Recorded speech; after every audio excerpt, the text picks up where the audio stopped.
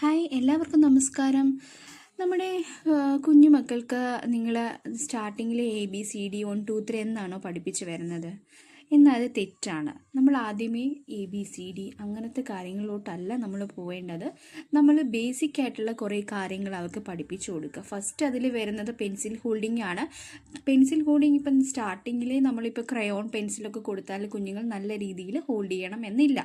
പക്ഷേ നമ്മളത് step by സ്റ്റെപ്പായിട്ട് പെൻസിൽ ഹോൾഡിംഗ് നമുക്ക് വരുത്തിയെടുക്കാം. അതെങ്ങനെയെന്ന് വെക്കുവാണെങ്കിൽ നമുക്ക് 1 വയസ്സൊക്കെ ആകുമ്പോൾ തന്നെ നമുക്ക് കുഞ്ഞുങ്ങളിൽ ക്രയോൺസ് കൊടുക്കാം. എങ്ങനത്തെ ക്രയോൺ കൊടുക്കണം? 1 വയസ്സ് 1.5 വയസ്സ് അത് അടുപ്പിച്ച് നമ്മൾ ബോൾ ക്രയോൺ, ഗ്രിപ്പ് ക്രയോൺ അങ്ങനത്തെ ക്രയോൺ നമ്മൾ കൊടുക്കുക. കുഞ്ഞുങ്ങളെ ചുമ്മാ കുത്തി വരപ്പിക്കുക, അതായത് സ്ക്രിബിളിങ്സ്. അവർ ചുമ്മാ പേപ്പർ കിട്ടുമ്പോൾ വരയ്ക്കുന്നതിനാണ് നമ്മൾ സ്ക്രിബിളിങ്സ് എന്ന് പറയുന്നത്.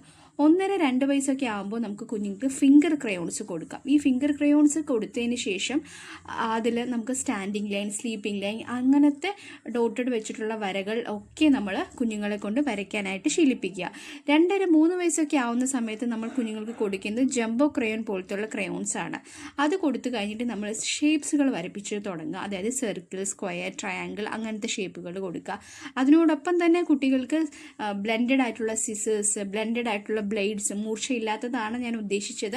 അത് കുഞ്ഞുങ്ങൾക്ക് കൊടുക്കുമ്പോൾ കുറച്ചും കൂടി പെൻസിൽ ഹോൾഡിങ്ങിൻ്റെ ആ ഒരു ഗ്രിപ്പിംഗ് നല്ല രീതിയിലായിട്ട് കുഞ്ഞുങ്ങൾക്ക് കിട്ടും. മാത്രമല്ല ആഫ്റ്റർ 3 ഇയേഴ്സ് 3 വയസ്സ് കഴിഞ്ഞതിന് ശേഷം നമ്മൾ ക്വൈറ്റ് നോർമൽ ക്രയോൺസ് കൊടുക്കാം. ഇതാണ് നമ്മൾ പ്രീ റൈറ്റിംഗ് എന്ന് ഉദ്ദേശിക്കുന്നത്. അതിനുശേഷം നമ്മൾ കുഞ്ഞുങ്ങൾക്ക് ABCD 1 2 3 പോലത്തുള്ള കാര്യങ്ങൾ എഴുതിപ്പിക്കുക, കോപ്പി ചെയ്യിപ്പിക്കുക. ഇങ്ങനെ വേണം നമ്മൾ കുഞ്ഞുങ്ങളെ pre-KG അതായത് സ്റ്റാർട്ടിങ് സ്റ്റേജിൽ നമ്മൾ പഠിപ്പിക്കാനും നമ്മൾ എഴുതുന്നത് എങ്ങനെയാണ് എന്നുള്ളത് അവർക്ക് കാണിച്ചു കൊടുക്കാനും. ഈ രീതിയിലുള്ള കാര്യങ്ങൾ യൂസ് ചെയ്താൽ പെൻസിൽ ഹോൾഡിംഗ് ഇല്ലാത്ത കുഞ്ഞുങ്ങളും നല്ല രീതിയിൽ എഴുതാത്ത കുഞ്ഞുങ്ങളും ഒക്കെ നല്ല രീതിയിൽ എഴുതാനും അവരുടെ ഹാൻഡ് റൈറ്റിംഗ് നല്ല രീതിയിൽ ഇമ്പ്രൂവ്മെൻ്റ് ആവാനുമുള്ള ചാൻസസ് കൂടുതലാണ്. അപ്പോൾ വളരെ കുറച്ച് കാര്യങ്ങളാണ് ഞാൻ ഇന്ന് പറഞ്ഞത്. എല്ലാവർക്കും മനസ്സിലായി കാണുമെന്ന് തോന്നുന്നു. ഇതിൽ എന്തെങ്കിലും സംശയം ഉണ്ടെങ്കിൽ നിങ്ങൾക്ക് കമൻറ്റ് ബോക്സിൽ ചോദിക്കാവുന്നതാണ്.